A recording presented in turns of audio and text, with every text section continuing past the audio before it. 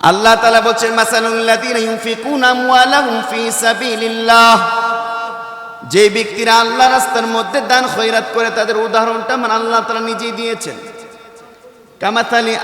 কামাতালিন আম্বাতাত সাবআ সানাবিলা fee কুল্লি সুমবুলাতিন মিয়াতু হাব্বা, একটা ধান লাগানোর পরে এই ধান থেকে একটা শীষ জন্মাইলে পরে এই শীষ থেকে আবার যতগুলো ধান নতুন করে তৈরি হবে, এই ধানগুলো আবার নতুন করে জমিনের মধ্যে লাগাইলে পরে ওই ধান থেকে আবার নতুন করে জ্বালা হবে, জ্বালা থেকে আবার ধানের শীষ তৈরি হবে, আবার ওই ধানের শীষ থেকে ধানগুলো সংগ্রহ করে নতুন করে জমিনের মধ্যে ফালাইলে পরে ওই সবগুলো ধান থেকে আবার নতুন করে জ্বালা হবে, জ্বালা থেকে আবার অনেকগুলো ধান হবে। এইভাবে কিয়ামত পর্যন্ত একজন বান্দা শুধু একটা দানকে এভাবে যদি বারবার রূপান্তরিত করে করে এটাকে যদি লাগাইতে থাকে, যেই পরিমাণ সওয়াব, যেই পরিমাণ দান বৃদ্ধি হবে, আমার আল্লাহ তাআলা বললেন আমার কোনো বান্দা যখন আমি আল্লাহর মহাব্বতে পড়ে মসজিদ মাদ্রাসায় গুরুস্থান ঈদগাহ আমার জনকল্যাণমূলক কাজ, ইতিম অসহায় অনাথ বিধবা এবং বিভিন্ন দুঃখী দুস্থ মানুষের পাশে যখন কোনো বান্দা দাঁড়ায়, আমি আল্লাহ তাআলা তার প্রত্যেকটা পয়সাকে এভাবে রক্ষণাবেক্ষণ করে করে কিয়ামত পর্যন্ত হাজার হাজার হাজার হাজার লাখ টাকার সওয়াব আমি আল্লাহ তাআলা বাড়িয়ে দিব। এটা আল্লাহর ঘোষণা। তো সুতরাং আমাদের মনগুলো যদি আপনি আবার মনে করতে পারেন যে এবার অর্থ সম্পদ দিলে তো আমার ব্যালেন্স কমে যাবে, এই ব্যালেন্স কমবে এটা তো বিশ্বাস করা যায় না। বরং আমার আল্লাহ বলছে ওয়ুরবি সাদাকাতু, যদি কোনো ব্যক্তি দান করে সদাকা করে তাহলে এই সদাকার বিনিময়ে আল্লাহ তাআলা তার অর্থ সম্পদ ব্যালেন্স এবং সঞ্চয়কে আল্লাহ বহুগুণে বাড়িয়ে দিবেন। এখন আমরা হিসাব করি যে আমার মসজিদের মধ্যে আমি যদি দিই প্রত্যেক সপ্তাহে 20 টাকা দিই তাহলে 20 টাকা তো কমে গেল না, এমন ধারণা করবেন না। বরং এই 20 টাকার উসিলায় আল্লাহ আপনাকে এমন হতে পারে 20,000 টাকার বিপদ থেকে আল্লাহ আপনাকে বাঁচাতে পারে। কথা বলেন। এই যে গতকালকের ঘটনা, এটা সম্ভবত চক্রিয়াতে সম্ভবত, যে একটা হুন্ডা আসতেছিল,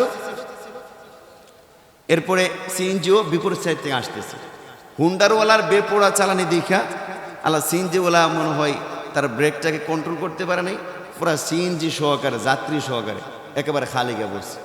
দেখলাম একেবারে সিএনজি সিরাটির একেবারে তছনছ হয়ে গেছে। এখানে সিএনজিওয়ালার কোনো দোষ নেই, কিন্তু বিপদ হয়ে গেছে কিনা, বিপদ তো হয়ে গেছে,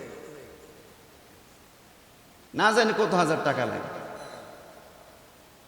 তো সবকিছুতে আল্লাহ নিয়ন্ত্রণ দিন। যদি আপনি প্রত্যেক দিন কিছু দান সাদাকা করেন, এটা আপনার আখিরাতের পুঁজি হবে, পাশাপাশি দুনিয়ার অনেক মুসিবত থেকে আল্লাহ তাআলা আপনাকে বাঁচাবেন। এই জন্য আমরা হার হালতে এমনভাবে একটা নিয়ত করি যে একজন ব্যক্তির কমপক্ষে এখন নিম্ন শ্রেণীর ব্যক্তিরও কমপক্ষে ডেইলি তার খরচ হয় 50 টাকা, একেবারে কমপক্ষে 50 টাকা সে খরচ করে, হয়তো চা অথবা পানি পান অথবা বিড়ি সিগারেট অথবা অন্য কোনো খাতে 50 টাকা তার খরচ। নিম্ন শ্রেণীর ব্যক্তির কমপক্ষে তার খরচ হয়, মাসে তার 1,500 টাকা খরচ হয়। তাহলে আল্লাহ করে মসজিদের মধ্যে আমি সপ্তাহে একদিন আমি যদি 50টা টাকা দিই তাহলে আমার কি লস হয়ে যাবে? আমার তো এমন কোনো লস হবে না। যদি একজন গরিব মানুষকে আমার সাধ্য তৌফিক আছে আমি তাকে 100 টাকা দিলাম, বলে তুমি কিছু খাইও, তুমি ওষুধ খাইও, তুমি আধা কেজি ফল কিনে খাইও, কি ক্ষতি হয়ে যাবে? কোনো ক্ষতি হবে না ইনশাআল্লাহ। আল্লাহ তাআলা নিজের ওয়াদা, আল্লাহ তাআলা কোরআন শরীফের মধ্যে বলছেন ওমান আসদাকু মিনাল্লাহি কিলা, ওয়াদার পূরণ করার ক্ষেত্রে একমাত্র সবচেয়ে সত্যবাদী, মহাসত্যবাদী হচ্ছে একমাত্র আল্লাহ। আমাদের ওয়াদা, আপনার আমার ওয়াদা অনেক সময় ঠিক থাকে না। অনেক নেতাও অনেক সময় একসময় ওয়াদা দিয়েছিল, নেতা এই ওয়াদা ঠিক রাখে নাই। অনেক ব্যক্তি ওয়াদা দিয়েছিল, ওয়াদা রক্ষা করে নাই। কিন্তু আল্লাহ ওয়াদা দিছে ইন্নাকা লা তুখলিফুল মিআদ, আমার আল্লাহ কখনোই ওয়াদাগুলোকে তিনি নষ্ট করেন না, ওয়াদার বরখেলাফ তিনি কোন কাজ করেন না। যেহেতু আল্লাহ তাআলা ওয়াদা দিয়েছেন যে আমি আল্লাহ তাআলা বাড়িয়ে দিব, আল্লাহ অবশ্যই বাড়াইয়া দিবে।